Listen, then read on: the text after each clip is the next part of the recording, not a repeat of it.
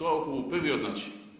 Вториот начин, како се снимало, е со така наречена тактичка опрема.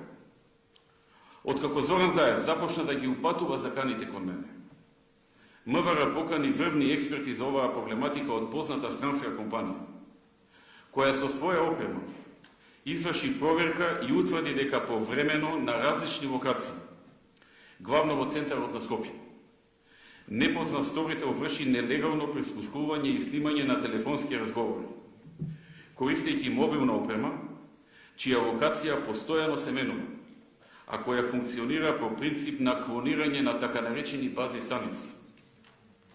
Се правила промена на местоположбата, а во радиус од околу 2 километри од институциите, главно во центар, од каде се лоцирале токму и телефоните на државниот врв и носителите на јавни функции. И таа опрема ја приклучувале во одреден дел од денот, најчесто помеѓу 12 и 18 часа. МВР за ова има и писмен извештај за наодите кои произлегува од нивната работа, но досега не успеа да ги лоцира сторителите, заради што истрагата за ова се уште не е завршена. Она што беше посочено е дека нивната анализа укажува дека оние кои го обавуваат снимањето со мобилна, тактичка опрема се професионалци од висок калибар,